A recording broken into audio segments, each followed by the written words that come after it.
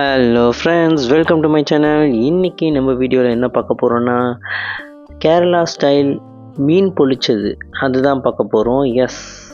இது வந்து ஒரு பனானா லீஃப்பில் வச்சு கேரளா ஸ்டைலில் நம்ம ஒரு மீன் பொழிச்சது பார்க்க போகிறோம். அதுக்கு நான் திலாப்பி மீன் ஒன்று வாங்கியிருக்கேன். தலையை மட்டும் நான் கட் பண்ணிட்டேன். ஒரு ஹோல் ஃபிஷ்ஷை வச்சு அப்படியே ஃபுல்லாக பண்ணலான்னு. ஃபஸ்ட் நான் அதுக்கு கொஞ்சோண்டு மஞ்சத்தூள், கொஞ்சோண்டு பெப்பர், அப்புறம் காஷ்மீரி சில்லி போட்டிருக்கேன். இதில் வந்து என்னென்னா, நான் இதில் இப்போ உப்பு போட மாட்டேன். நான் வந்து இன்னொரு மசாலா ஒன்று அரைப்போம். அந்த மசாலாவில் நம்ம உப்பு போட்டுக்கலாம். இஞ்சி பூண்டு பேஸ்ட்டை வந்து எப்பயுமே இப்படி அரைச்சி பேஸ்ட்டாக்கி சேர்க்குறத விட, இந்த மாதிரி ஏதாவது கல் ஏதாவது இருந்ததுன்னா இடித்து சேர்த்து பாருங்கள். இன்னும் செம்ம டேஸ்ட்டாக இருக்கும் அந்த ஃபிஷ் ஃப்ரை. நீங்கள் குழம்புக்கும் இதேமாதிரி ட்ரை பண்ணி பாருங்கள். கொஞ்சோண்டு எண்ணெய் மட்டும் ஊற்றி நல்லா மிக்ஸ் பண்ணி ஃபஸ்ட்டு அந்த எங்கெங்கெல்லாம் கேப் இருக்கோ அங்கெல்லாம் ஃபுல்லாக தடவிடலாம். மீன் முழுக்க தடவிடணும். நம்ம அந்த க்ரில்லுக்காக கட் பண்ணியிருக்கோம் இல்லையா, அந்த ஸ்பேஸ்லாம் நல்லா ஃபில் பண்ணிவிடுங்க மசாலா வச்சு. அதெல்லாம் மசாலா இறங்குனா தான் உள்ளே இருக்க ஃப்ளஷ்லாம் நல்லா ஜூஸியாக இருக்கும். பெரிய ஃபிஷ்லாம் வந்து இந்த கோடு போடுறதுக்கான காரணமே அதுதான். ஜூஸினஸ் அந்த மசாலாஸ் எல்லாமே உள்ளே இறங்கணும், அதுக்காக தான். ஸோ நல்லா தடவிக்கோங்க. ஃபிஷ் வந்து எவ்வளோ வேணால் சாப்பிடுங்க. ஃபிஷ் ரொம்ப ரொம்ப நல்லது. நான்வெஜ்ஜில் நம்ம அதிகமாக வந்து மீட் எடுக்கிறத விட ஃபிஷ் எடுக்கிறது ரொம்ப ரொம்ப நல்லது. அப்புறம் இந்தமாரி ஒரு இரும்பு கல்லாக எடுத்து நீங்கள் ஃபிஷ் ஃப்ரை பண்ணுங்கள். அது இன்னும் ஃப்ளேவரை கொடுக்கும். வீடு முழுக்க அப்படியே அந்த ஃபிஷ் ஃப்ரை ஸ்மெல்லாகவே இருக்கும். அந்த மாதிரி இருக்கும் சூப்பராக.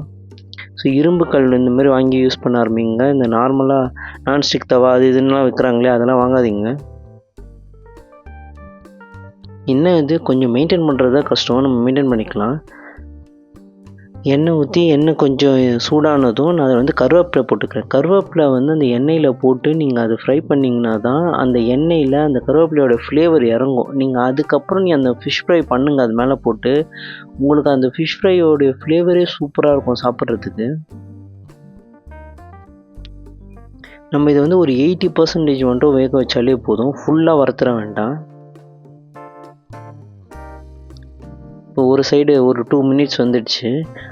அடுத்த சைடும் அதே மாதிரி ஃபஸ்ட் சைடு ஒரு 4 மினிட்ஸ் வந்துடுச்சு. அடுத்த சைடு நான் இன்னொரு 4 மினிட்ஸ் வச்சிடுறேன். ஏன்னா நம்ம இதுக்கப்புறம் அந்த பனானா லீஃப்பில் வேறு வச்சு இது பண்ணணும். ஸோ இப்போ அதுக்கு வந்து ஒரு பேஸ்ட் ஒன்று ரெடி பண்ணிடணும். இந்த மசாலா தான் அந்த ஃபிஷ்ஷுக்கு ஒரு தனி டேஸ்ட்டையே கொடுக்கும். ஸோ ஃபஸ்ட்டு எண்ணெய் ஊற்றிட்டு அதே மாதிரி அந்த இஞ்சி பூண்டு பேஸ்ட்டை இடித்து எடுத்தோம் இல்லையா, அதுலேயே நான் வந்து சின்ன வெங்காயத்தை கொஞ்சோண்டு ஒரு 4-5 சின்ன வெங்காயத்தை போட்டு இடிச்சிருக்கேன். இது அப்படியே பேஸ்ட்டாக மாறணும். அப்படியே ஒரு மாதிரி நல்லா இருக்கணும் அந்த பேஸ்ட் பார்க்குறதுக்கு. அந்த மாதிரி மாறணும்.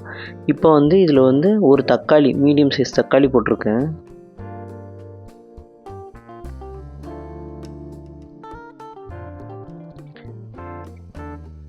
இது ஒரே ஒரு ஃபிஷ் தான்றதுனால நான் பேஸ்ட் ரொம்ப கம்மியாக பண்ணுறேன். நீங்கள் எத்தனை ஃபிஷ் பண்ணணுமோ அதுக்கேற்ற மாதிரி பண்ணிக்கோங்க.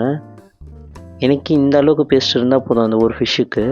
அப்புறம் ஒரு 3 பீஸ் தேங்காவை வந்து நான் வந்து நல்லா மிக்சியில் போட்டு அரைச்சி பால் எடுத்திருக்கேன். இந்த தேங்காய் பால் தான் இந்த பேஸ்ட்டுக்கு ஒரு பெரிய டேஸ்ட்டு கொடுக்கும். உப்பு இந்த ஸ்டேஜில் தான் நான் ஆட் பண்ணுறேன். கொஞ்சோண்டு மஞ்சத்தூள், மிளகுத்தூள் நல்லா ஆட் பண்ணி நல்லா மிக்ஸ் பண்ணுங்கள். இது பாருங்கள், இன்னும் கொஞ்சம் ட்ரை ஆகி இது பேஸ்ட்டாக மாறணும். அவ்வளோதான். வெங்காயம் தக்காளி இருக்கிறதே தெரியல பாருங்கள். இந்த மாதிரி ஒரு பேஸ்ட்டாக ஆக்கிட்டு இப்போ என்ன பண்ணோன்னா, நம்ம இந்த பனானா லீஃப்பில் வச்சு மடிக்க போகிறோம். நார்மலாக பனானா லீஃப்பில் வச்சு மடித்தோன்னா என்ன ஆகும்னா, அது வந்து உடஞ்சிரும், கிழிஞ்சிரும், அந்த மாதிரிலாம் இருக்கும்.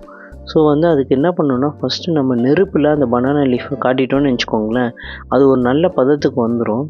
அப்படி வந்துட்டால் அது ஒரு பேப்பர் மாதிரி ஆகிடும். ஸோ நீங்கள் அப்புறமா நீங்கள் எத்தனை மடி வேணால் மடிச்சுக்கலாம். அது எதுவும் ஆகாது, கிளியாது. ஸோ ஒரு தட்டில் நான் அந்த பனானா லீஃபை இந்த சைடு ஒன்று அந்த சைடு ஒன்று வச்சுக்கிறேன். நடுவில் நம்ம அந்த ஃபிஷ்ஷை வச்சுட்டு 4 சைடும் அப்படியே மடக்கிடலாம்.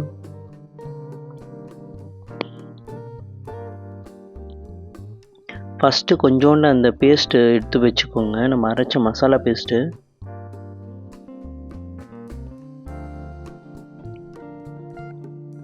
அதுக்கு மேலே இப்போ நம்ம அந்த ஃப்ரை பண்ண ஃபிஷ் எடுத்து வச்சுருங்க. திரும்ப இது மேலே அதே பேஸ்ட்டை அப்ளை பண்ணிவிடுங்க. ஃபுல்லாக இருக்கிற பேஸ்ட் எல்லாத்தையுமே ஃபுல்லாக அப்ளை பண்ணிடுறேன் நான். என்கிட்ட இந்த ஒரு ஃபிஷ் தான் இருக்குது.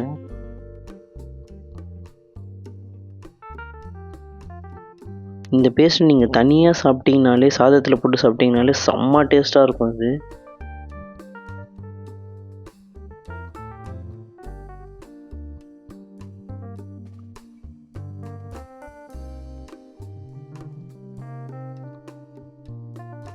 ஒரு 2-3 சின்ன வெங்காயத்தை நான் பொடிசாக நறுக்கி அப்படியே மேலே ஆட் பண்ணியிருக்கேன்.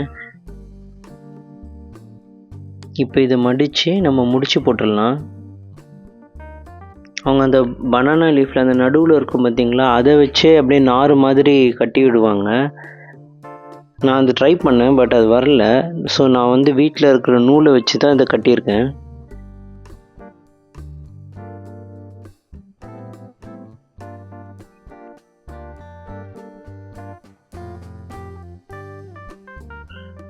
இந்த மாதிரி இது 2 சைடும் கிஃப்ட் பேக் பண்ணுற மாதிரி முடிச்சு போட்டுருங்க. நம்ம ஆல்ரெடி ஃப்ரை பண்ணோம் இல்லையா, அதே தவாவில் திரும்ப அந்த ஆயிலே போதும், அப்படியே எடுத்து வச்சுருங்க. இந்த மாதிரி ஏதாவது ஒரு பாத்திரத்தை வச்சு மேலே மூடிடுங்க. இப்போ பாருங்கள், இது ஒரு சைடு நல்லா இதுவாகிடுச்சு. அப்புறம் இதை அப்படியே புரட்டி போடுங்க. அந்த சைடும் கொஞ்சம் பாயில் ஆகணும். இந்த மாதிரி அது ப்ரௌனிஷாக மாறணும். அப்போ தான் அதோடைய ஃப்ளேவர், அந்த வாழையிலோடைய ஃப்ளேவர் உள்ளே இறங்கும்.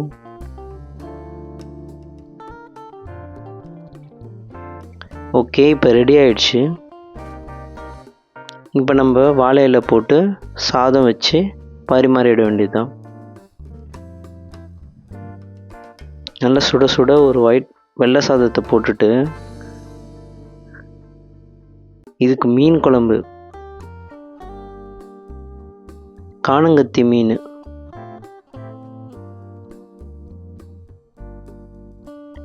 காணங்கத்தி மீன் குழம்பை ஊற்றி நம்ம அந்த ஃபிஷ் ஃப்ரையை வச்சு சர்வ் பண்ணலாம். இந்த மாதிரி ஒரு தடவை ட்ரை பண்ணி பாருங்கள்.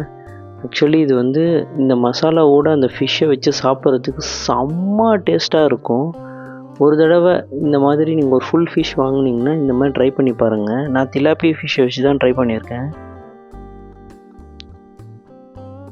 நீங்கள் பாருங்கள், இந்த மாதிரி மசாலாலாம் அப்படியே நல்லா அந்த ஃபிஷ்ஷில் ஊறி போயிருக்கும். இப்போ அந்த ரைஸை மட்டும் கொஞ்சோண்டு பிசைஞ்சிட்டு அந்த இருக்கிற சைட் டிஷ் ஏதாவது ஒன்று இந்த மாதிரி எடுத்து வச்சு அந்த ஃபிஷ்ஷை அந்த மசாலாவோடு சேர்த்து அப்படியே போட்டு, இங்கே பாருங்கள் எவ்வளோ நல்லா வந்திருக்கு. அதை மசாலாவோடு சேர்த்து சாப்பிடும்போது தான் செம்ம டேஸ்ட்டாக இருக்கும். அப்படியே ஒரு பைட். அதில் அந்த தேங்காய் பால் அரைச்சி ஊற்றிட்டு அது ஒரு ஃப்ளேவர் சூப்பராக கொண்டு வந்துடுங்க இந்த கிரேவியில். அதுதான் அல்டிமேட்டாக இருக்கும் அந்த ஃபிஷ் ஃப்ரையில். செம்மையாக இருக்குது. நீங்களும் ஒரு தடவை இந்தமாதிரி ட்ரை பண்ணி பாருங்கள். ட்ரை பண்ணி பார்த்துட்டு எப்படி இருக்குன்றதையும் கமெண்ட்டில் சொல்லுங்கள். இந்த வீடியோ உங்களுக்கு பிடிச்சிருந்தா லைக் பண்ணுங்கள், கமெண்ட் பண்ணுங்கள், ஷேர் பண்ணுங்கள், மறக்காமல் சப்ஸ்கிரைப் பண்ணுங்கள். அப்படியே பக்கத்தில் இருக்க அந்த பெல் ஐக்கானையும் ப்ரெஸ் பண்ணுங்கள். பாய் பாய்.